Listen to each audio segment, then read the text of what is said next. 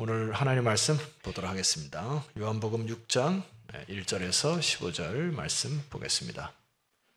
그 후에 예수께서 디베라의 갈릴리 바다 건너편으로 가시매 큰 무리가 따르니 이는 병자들에게 행하시는 표적을 보았음이러라. 예수께서 산에 오르사 제자들과 함께 거기에 앉으시니 마침 유대인의 명절인 유월절이 가까운지라.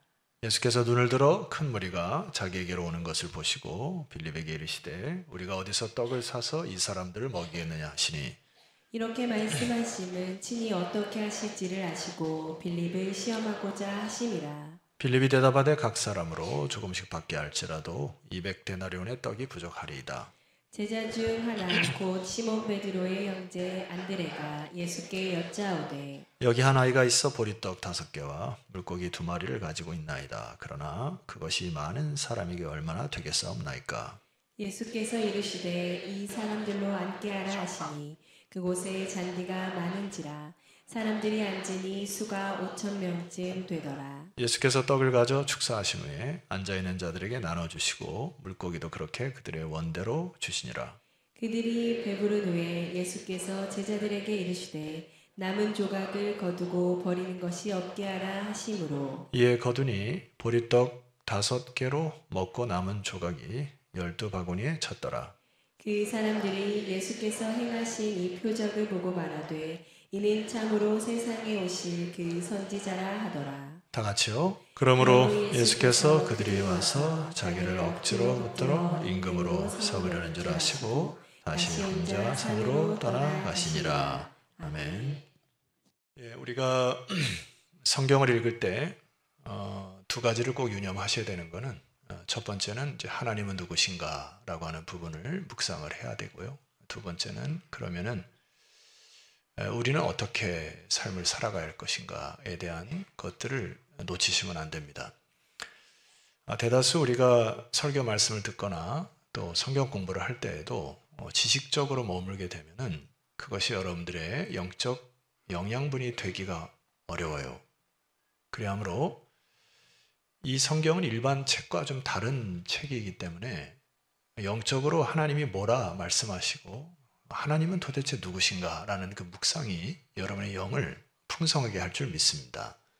또 하나는 단순히 내가 깨닫고 좋다 이런 차원이 아니고 그러면 하나님이 이 세상을 어떻게 살아가기를 원하신가라고 하는 걸 순종하기 시작할 때 비로소 여러분의 인생이 바뀐다는 얘기죠. 그 함석헌 선생님의 스승인 유영모님이 그 한 글을 보니까 우리 인간에게는 3가지 숨이 있다 이렇게 얘기를 하더라고요. 첫 번째 숨은 목숨이다. 여러분 목숨 붙어 있어서 이 자리에 앉아 계시죠? 네. 두 번째는 말숨이 있다 이렇게 얘기를 합니다. 말숨이라고 하는 거는 소통이 된다는 얘기고 말을 했는데 말이 안 통하면 참 그거 답답하죠. 근데 한 가지가 더 있어야 된다고 얘기합니다. 그게 이제 웃음이라고 하는 건데 웃음이 어디서 오나 할 때 우리는 위로 하나님을 묵상할 때 비로소 기쁨과 은혜가 온다. 그래서 웃음을 회복해야 된다. 여러분의 얼굴을 보니까 웃음이 회복돼야 될 것 같습니다. 오늘 이 웃음이라고 하는 거는 내가 영적으로 호흡을 해야 된다는 얘기거든요. 이게 숨을 쉰다. 그래서 사실 우리가 예배 시간에 이 영적 심폐소생술을 하는 것 같습니다. 한 주간 동안에 답답하셨죠? 예? 그리고 한 주간에 좀 삶이 퍽퍽했죠? 그래서 우리가 예배를 드릴 때 하나님이 그런 하나님이시구나. 그리고 하나님 말씀이 이 말씀이라고 영적 심폐소생을 하는 시간이 오늘 이 시간이다. 아멘을 안 하셔서? 아멘이시죠? 오늘 제가 이제 이 한 단어 한 단어를 조금 여러분들에게 정확하게 좀 풀어드리고 해석을 해볼까 합니다. 그 에어컨을 좀 약하게 틀어놓으시면 되겠어요. 성도들이 좀 더워하시는 것 같고요.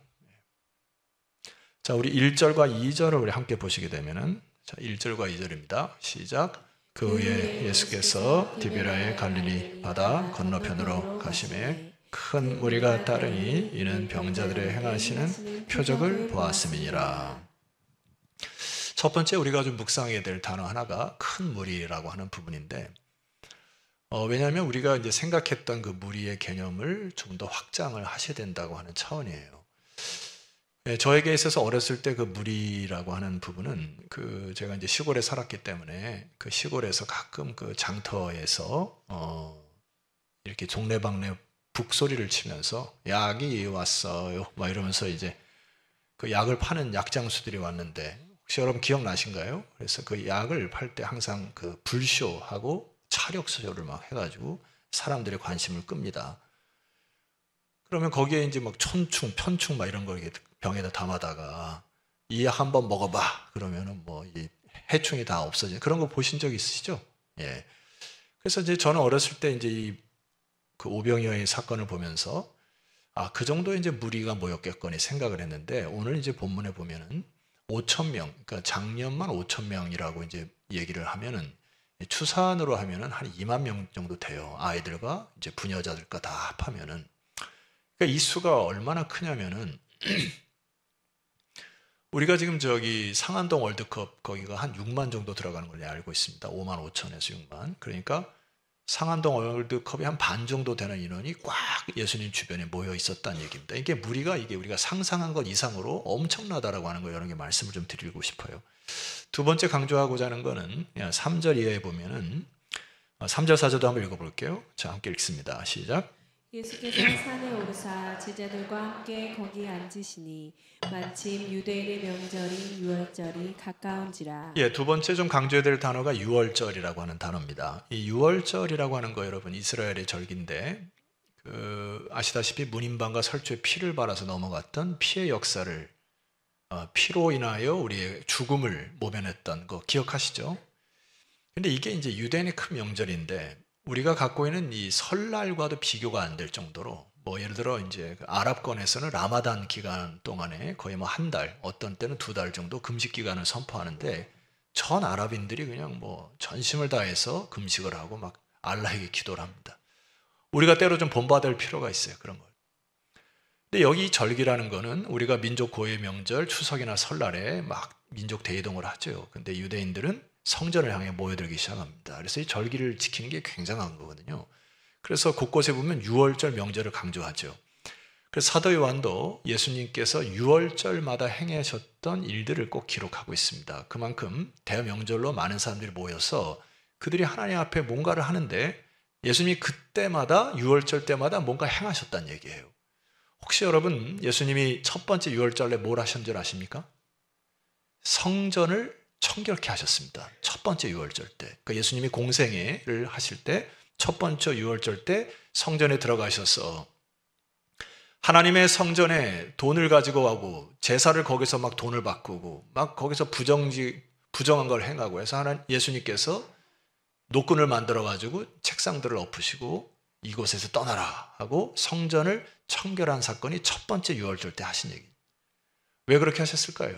하나님의 성전은 너희들이 부당이익을 취하거나 여기서 별일을 취하거나 돈 장사를 하는 그런 성전이 아니고 하나님의 임재의 상징인 성전인 참 성전이 바로 나이라 라고 하는 하나님께 주목하기 위해 성전 청결을 하신 것이 바로 첫 번째 유월절입니다. 그리고 세 번째 유월절 때 뭐 하셨죠? 여러분 아시다시피 예루살렘에 가셔서 유월절 어린 양이 되셔서 본인 스스로 화목제물이 되어 저와 여러분의 죄를 다 사하신 것이 바로 세 번째 유월절 때 역사하신 역사입니다. 놀라운 일이죠. 자, 그런데 두 번째 유월절 때 뭐 하셨을까요? 두 번째 유월절 때 바로 오늘 오병이어의 역사를 일으키셨기 때문에 이 오병이어의 역사가 굉장히 중요하다는 얘기를 여러분에게 말씀을 드립니다. 그런 의미로 중요하게 느껴지시죠? 예, 그래서 오늘 본문에 보게 되면 도대체 이 두 번째 유월절에 오병이어의 역사를 일으킨 이 이유가 뭘까라고 하는 것을 좀 집중해서 살펴보고 하나님은 누구신가를 한번 보도록 하겠습니다. 자, 우리 요한복음 6장 5절을 함께 살펴보시죠. 자, 시작. 예수께서 눈을 들어 큰 무리가 자기에게로 오는 것을 보시고 빌립에게 이르시되 우리가 어디서 떡을 사서 이 사람들을 먹이겠느냐 하시니. 예, 여기서 제가 주목하는 단어 하나가 보시고라고 하는 단어입니다. 큰 무리가 예수님이 산 중턱에 아마 계신 것 같고요. 거의 2만 명 되는 인원들이 예수님을 향하여 몰려들었습니다. 그래서 예수님이 산 중턱에서 그들을 향해서 이렇게 보셨다 라고 하는 건데, 이 시야가 왜 이렇게 중요할까요? 보셨다, 뭐 우리가 여러분이 쳐다보았다, 뭐 그렇게 중요한 게 아닌데, 여기는 그런 의미가 아닙니다. 이스라엘 백성들이 400년 동안 종살을 했죠. 그래서 애굽에서 노예로 살아가면서 이제 그들의 삶이 굉장히 퍽퍽했을 뿐만 아니라 자기의 존재 가치가 바닥까지 떨어졌을 것입니다. 여러분, 이제 고통이 계속되면은 나는 그냥 이렇게 사는 사람인가 보다, 이렇게 살면서 살게 돼요. 그거는 사단의 속임수거든요. 예를 들어 여러분 100년, 200년, 300년 아니 애굽에 가서 노예로 살았다고 생각해 보세요. 이게 자존감이나 이 자기 가치가 완전히 바닥에 떨어져서 나는 잊혀진 존재라구나, 그렇게 살지 않겠어요? 우리 민족은 잊혀진 민족이구나. 이게 예수님의 때도 로마의 압제를 당했는데 이 조금만 기피려고 살렸는데 또 로마의 압제를 통해 가지고 이들이 고대하고 고대하는 게 뭐예요? 메시아 아닙니까? 이 로마의 압제에서 우리를 벗어나게 해달라는, 우리는 잊혀진 존재인가? 늘 이게 이제 마음속에 항상 불안감과 두려움이 사로잡고 있는 거죠. 우리 민족이 전 세계적으로 지금 뭐 K-팝부터 시작해서 K-컬처, 뭐 K-스피릿, 뭐 K자 붙어가지고 대박이 난 상황인데, 많은 그 문화 인류학자들이 분석을 할 때 왜 이렇게 한국이 전 세계의 사람들에게 영향력을 미칠까라고 했을 때 고통을 당한 민족이었다. 이것이 이구동성하라는 얘기입니다. 우리는 반만년 역사에 수없이 외세의 침략을 받고 그냥 일이 터지고 저리 터지고 했는데, 우리 군대에서 군대에서 부르는 군가 중에 이런 게 있어요. 밟아도 불이 뽑는 잔디 불처럼, 시들어도 다시 피는 무궁화처럼, 끈질기게 이온 아침. 내가 일부 때는 이것도 안 했어요. 여러분 보았어요. 옛날 옛적 선조들은 큰 나라 세웠지 하면서 우리가 군가를 막 불렀는데, 이게 밟히고 뽑히고 뭐 그렇게 민족이 살았는데 결과적으로 뽑히지 않는다는 얘기입니다. 그러니까 전 세계의 소수민족들이 한국을 바라보면서 소망을 갖게 되는데, 우리가 일제 36년의 강점기를 받으면서 많은 시인들이 그 짧은 시기에도 빼앗긴 봄에 뭡니까? 빼앗긴 들에도 봄은 오는가, 뭐 이런 시가 이제 있던 것처럼, 그 짧은 36년 동안에 살면서 늘 우리 민족 가운데는 불안과 두려움과 잊혀진 존재로서의 불안감이 한참 있었던 얘기죠. 예수님께 오았던 이 수많은 무리들의 마음속에 그러한 것이 있었다는 얘기잖아요. 우리는 잊혀진 존재인가? 우리는 로마 압제에서 벗어날 수 없는가? 제가 성도들의 전화도 받고 문자도 받고 또 신방도 하면서 참 마음이 안타까운 거는, 오랜 질병을 앓고 있으면은 그 오랜 질병에 눌려서 인생을 살아갈 수밖에 없는 상황이 됩니다. 이 질병이 언제 끝나는가? 이 소망이 자꾸 흔들리거든요. 근데 이 질병뿐만 아니라 수많은 갈등과 어려움과 또 경제적인 어려움이 계속 지속이 되면은 그냥 자신감이 툭 떨어지고 그렇지 않습니까? 그렇게 인생을 자꾸 살아간단 말이에요. 근데 주님께서 이 두 번째 유월절 때 우리에게 주시고자 하는 메시지가 뭐냐? 하나님은 누구시냐라고 하는 부분이죠. 마가복음 6장 34절 말씀 보니까 이 부분을 같은 본문인데 이렇게 씁니다. 여러분이 함께 읽어볼까요? 자, 시작. 예수께서 나오사 큰 무리를 보시고 그 목자 없는 양 같은 무리 인하여 불쌍히 여기사. 뭐 하셨다 했어요? 불쌍히 여기셨다고요.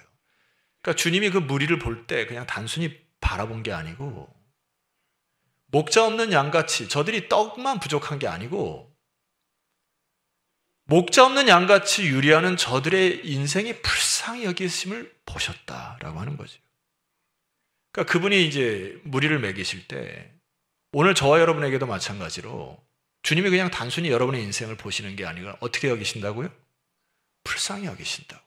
그리고 여러분을 기억하신다고. 여러분은 잊혀진 존재가 아니라고요. 주님께서 여러분을 지금도 보시고 계신다고. 이게 믿음 아닙니까? 사람은 말입니다. 조변 섞게 하지 않아요? 오늘의 아군이 내일의 적이 되기도 하고, 오늘의 적이 내일의 아군이 되기도 하고, 이게 뭐 사람은 신뢰할 대상이 아니라 말씀드렸잖아요. 사람은 사랑할 대상이지. 사랑하십시다. 근데 주님은 저와 여러분을 불쌍히 여기신다 했습니다. 이게 그들의 무리뿐만 아니라 오늘 저와 여러분들을 그렇게 보신다라고 하는 거죠. 여러분을 기억하신다. 뿐만 아니라 이 본문을 통해서 우리에게 말씀하시는 하나님의 존재는 요한복음 6장 30절로 좀 내려가시면은 그들이 묻되 그러면 우리가 보고 당신을 믿도록 행하시는 표적이 무엇입니까? 하시는 일이 무엇입니까? 그러니까 기록된 바 하늘에서 그들에게 떡을 주어 먹게 하였다함과 같이 우리 조상들은 광야에서 만나를 먹였습니다. 그러니까 이 광야에서 만나를 먹었던 것처럼 우리가 이런 방식으로 당신이 우리를 떡을 주시렵니까? 그러니까 예수님 뭐라고 대답하셨냐면은 32절에 예수께서 이르시되 내가 진실로 너희에게 이르노니 모세가 너희에게 하늘로부터 떡을 준 것이 아니고 야, 그때 모세가 너한테 줘서 모세를 섬기는 게 아니고 내 아버지께서 하늘로부터 그때 너희들에게 공급자가 되지 않았냐 이건데, 오늘 여러분들이 쳐다보는 하늘에서 떡이 내리는 그 떡은, 일용할 양식은 하나님께서 주신 것이라는 공급자라는 얘기고, 그런데 거기서만 그치는 게 아니라 뭐라고 나와 있습니까 여러분? 32절 하반절에 어떤 떡이요? 하늘로부터 뭔 떡? 참떡, 참떡. 이 참떡이 무슨 떡이에요? 먹고도 죽지 아니하는 예수 그리스도를 믿음으로 그 떡을 먹으면 영생하도록 하는 양식을 주신다고 하는 하나님이 공급자 되실 뿐만 아니라 여러분의 영혼을 책임져 주실 그 책임자로 예수 그리스도가 너희들 앞에 서 있다, 이 얘기 아닙니까? 여러분, 우리의 하나님은 여러분을 돌보시는, 지켜보시는, 불쌍히 여기시는 하나님이신과 동시에 따지고 보면은 우리의 모든 영적 양식, 우리의 모든 육적 양식도 하나님께서 공급하시는 거 아닙니까? 여러분 오늘 비 맞고 오셨죠? 비가 한 달만 안 내려도 이 땅에 농작물이 바짝바짝 마릅니다. 우리는 더 이상 먹을 수가 없어요. 그러니까 여러분의 육적인 공급자도 하나님이심을 믿습니까? 뿐만 아니라 너희들이 떡만 먹고 그렇게 살지 말고 생명의 양식을 먹는, 영적으로 책임져 주실 분이 우리 하나님이심을 믿으시기를 소망합니다. 그래서 우리는 그렇게 하나님 앞에 예배를 드리는 거예요. 자, 그렇다면 두 번째로, 그러면 우리가 인간으로서 어떻게 이 주님의 말씀을 받아야 하는가라는 부분입니다. 좀 적용을 해봅시다. 6장 5절 하반절에 보니까 빌립이 예수님께 나타나서 질문합니다. 주님, 우리가 어디서 떡을 사서 이 사람, 예수님 말씀하셨죠? 좀 헷갈렸네요. 빌립에게 이르시되, 여러분이 읽읍시다. 시작. 빌립에게 이르시되 우리가 어디서 떡을 사서 이 사람들을 먹이겠느냐 하시니, 이 말씀을 들은 제자들이 좀 당황했을 겁니다. 왜냐하면은 여러분 아마 이 중동 지역에는 그 케밥이라고 해서 뭐 중동 여행을 보시면 알겠지만 이렇게 양고기나 뭐 소고기, 돼지고기를 이렇게 크게 세로로 마른 목걸로 해가지고 막 썰어주기도 하고, 그다음에 야채를 나눠주기도 하고, 그 안에다 콩 같은 거 해서 이렇게 싸서 주기도 하거든요. 근데 이게 지금 산 아래 벳세대 광야입니다. 그러니까 주변에 상점이 있더라 하더라도 아까 몇만이라 그랬죠? 2만 명이에요. 그러니까 상암동에 월드컵에 있는 사람들이 한꺼번에 빠져나와가지고 식사하려도 이거는 뭐 감당이 안 되는 얘기죠. 그러니까 이게 벳세대 광야에서 2만 명을 먹이려고 하는데 제자들이 이제 야, 우리가 어디서 이 떡을 사서 먹을 수 있겠냐라고 하니까 좀 당황했던 거죠. 당황했어요.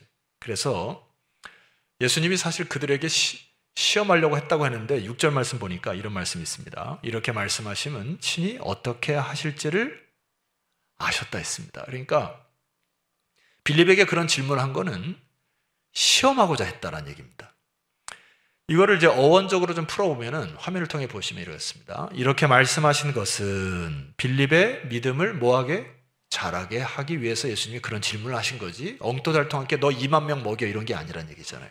주님께서 어떻게 하실지 아셨지만은 제자들의 믿음을 시험하여 그들을 믿음을 자라게 하기 위한 주님의 계획이었다는 것을 알 수 있습니다. 자, 이에 대한 반응이 빌립이 뭐라고 얘기를 하냐면은 7절입니다. 빌립이 대답하되 각 사람으로 조금씩 받게 할지라도 200데나리온의 떡이 부족하리이다.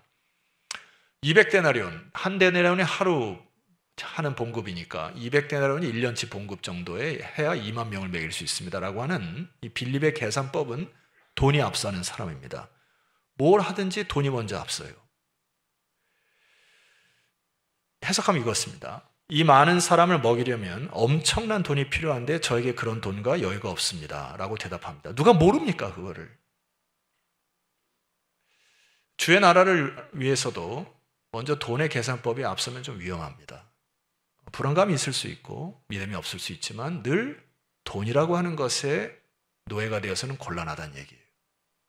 예수님이 빌립을 시험코자 한 겁니다.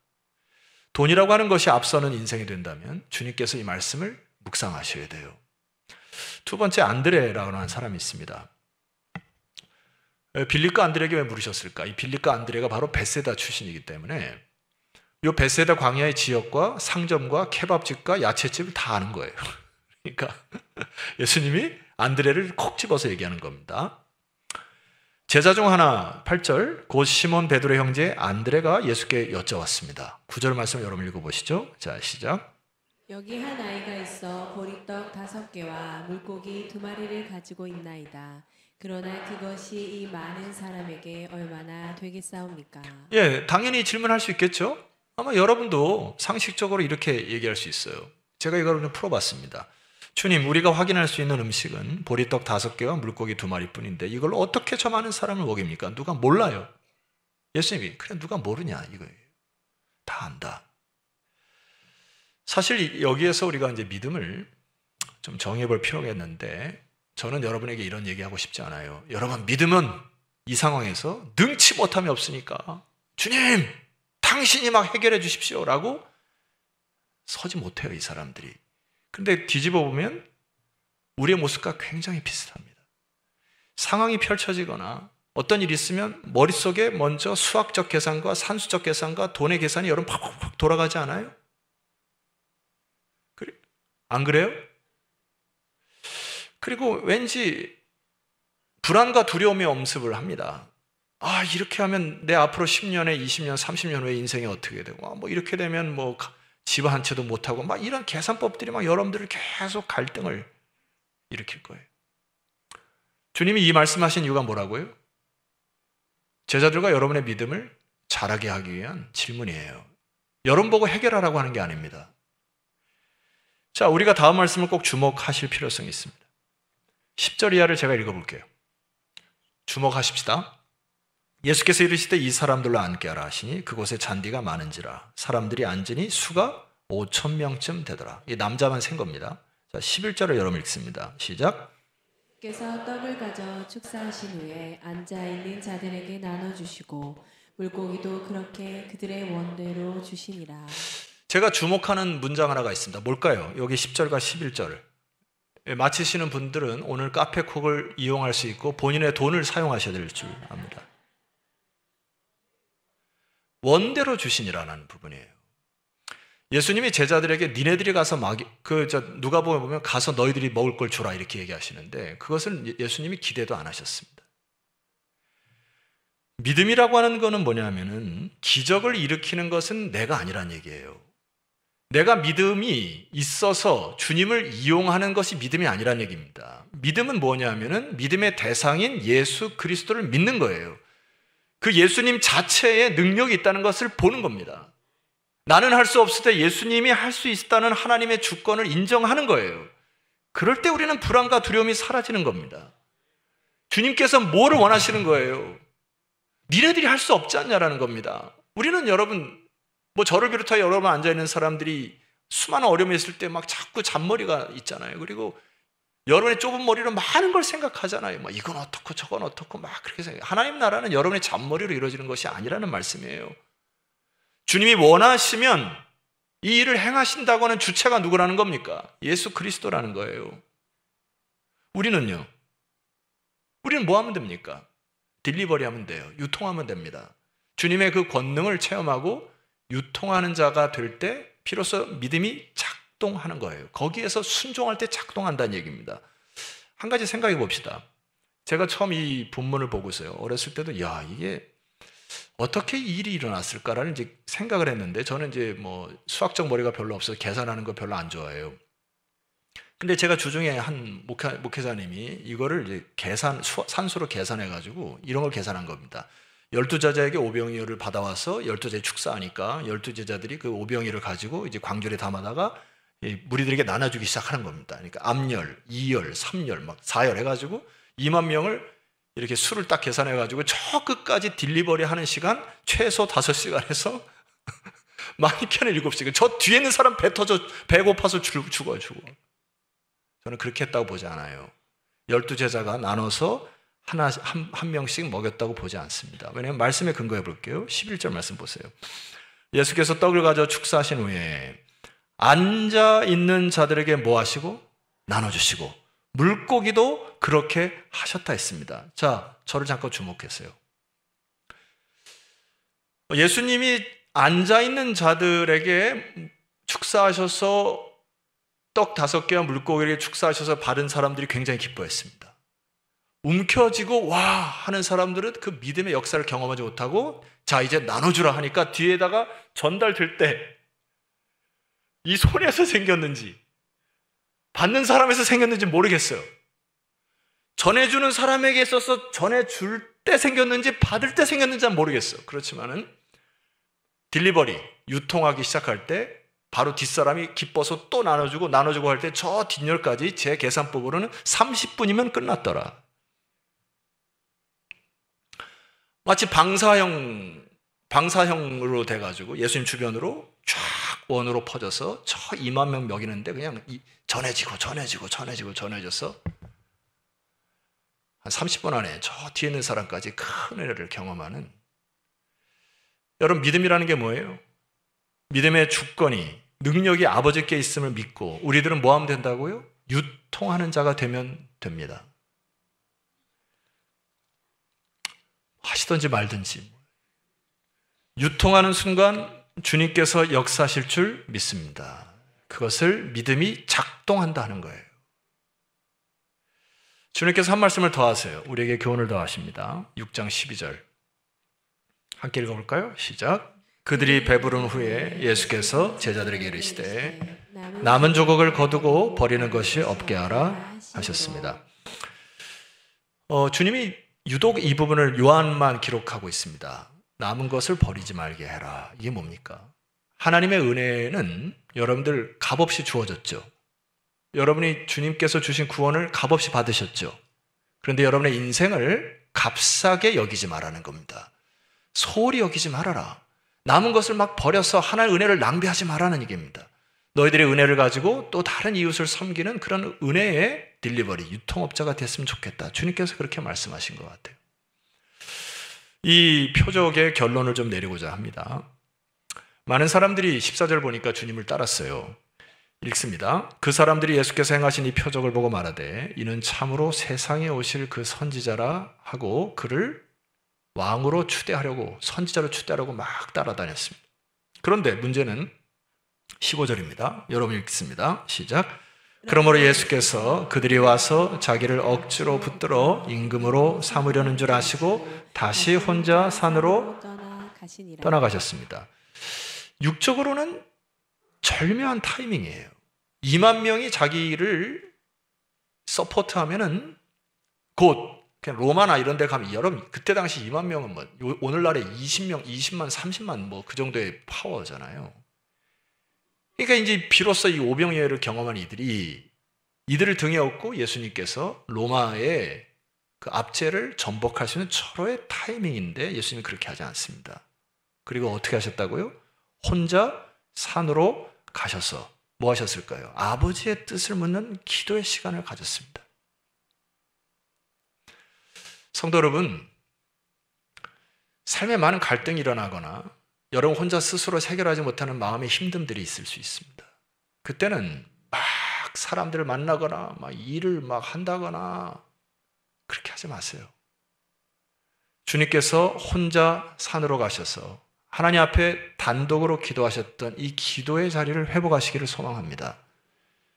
주님은 힘들고 어렵고 수많은 군중들이 자기를 왕으로 삼으려 할 때도 하나님과의 친밀감을 누리시려고 하신 거예요. 이게 우리들에게 주는 교훈이 너무 큽니다.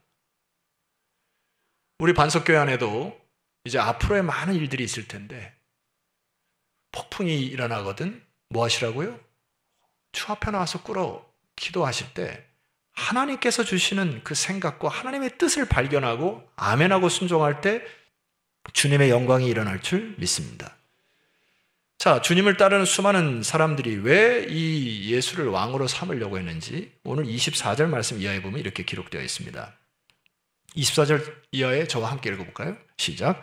무리가 거기에 예수도 안 계시고 제자들 없음을 보고 곧 배들을 타고 예수를 찾으러 가버나움으로 가서 바다 건너편에서 만난 랍비여 언제 여기 오셨나이까 하니 26절 예수께서 대답하여 이르시되 내가 진실로 진실로 너희에게 이르노니 너희가 나를 찾는 것은 표적을 본 까닭이 아니요 떡을 먹고 배부른 까닭이로다. 니네들이 날 찾는 이유는 뭐라고요? 배를 채워줬으니까 나를 따랐구나 라는 얘기잖아요. 이들이 겉으로는 예수를 왕으로 세우려고 했지만 속은 뭐예요?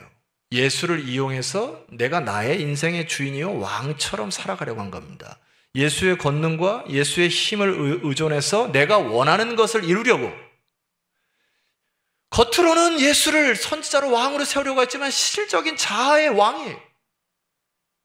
내가 먹고 배불렀으니까 저 사람 이용할 가치가 있으니까 저 예수를 믿고 저 사람에게 나오는 콩고물 좀 얻어먹으면 내가 원하는 인생을 살 수 있으니까 이런 사람을 무리라 합니다. 군중. 그러나 주님은 그의 사랑하는 자들을 제자라 부릅니다. 제자는 어떤 사람이에요? 요한복음 6장 28절 함께 읽읍시다. 그들이 묻되 우리가 어떻게 하여야 하나님의 일을 하오리까? 여러분 주님께서 얘기하십니다. 29절입니다. 예수께서 대답하여 이르시되 그 다음 시작 하나님께서 보내신 이를 믿는 것이 하나님의 일이니라 하시니라. 다시 한번 하나님께서 보내시는 이를 믿는 것이 하나님의 일이니라. 제자는 뭐예요? 하나님께서 보내신 예수 그리스도가 너희의 왕임을 믿는 자들이 하나님의 제자들인 것이니라.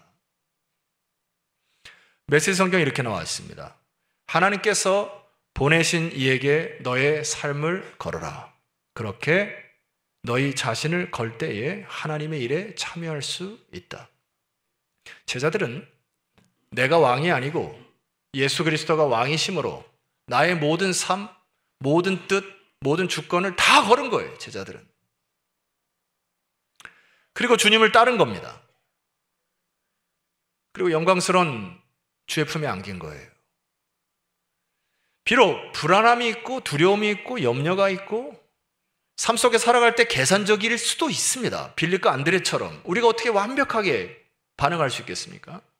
그러나 힘의 근원이신 주님을 믿고 때로는 불안하고 두렵고 때로는 계산적이기도 하지만 그 순간에도 주님께만 구원이 있음을 믿고 주님께만 능력이 있음을 믿고 나의 전심으로 주를 따르는 자들을 제자라 합니다.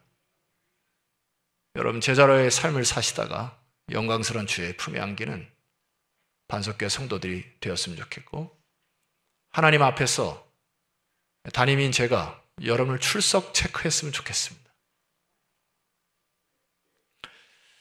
자리에서 일어납시다. 제자의 삶은 마태복음 16장 24절 자기를 부인하고 제 십자가를 지고 나를 따를 것이니라 했습니다. 한번 선포하고 찬양합시다. 시작. 자기를 부인하고 자기 십자가를 지고 나를 따를 것이니라. 한 주간도 우리는 제자로 삶을 사셔야 되죠. 후지게 말입니다. 무리와 군중처럼 휩쓸려 다니지 않았으면 좋겠어요. 제자처럼 주를 따르는 여러분 되었으면 좋겠습니다. 모든 능력이 예수 그리스도에게 있음을 믿습니까? 우리는 그 주님을 신뢰하며 걷는 것뿐이에요. 그리고 내 작은 것을 드리는 것뿐이고 불안과 염려함이 있을지라도 돈과 계산으로 인생을 살아가는 자들이 아니고 아버지께서 역사하시는 것을 믿기에 나의 인생, 나의 시간을 주께 드릴 때 아버지께서 역사하시는 것을 보고 유통하는 인생 살기를 주의 이름으로 축원합니다. 이 시간 말씀을 의지하여 하나님께 합심하여 기도할 때 하나님 유통하는 믿음이 되게 하여 주시옵소서. 아버지의 역사를 경험하는 인생 되게 하여 주옵소서. 합심하여 기도하는 시간을 잠시 갖도록 하겠습니다. 기도하겠습니다.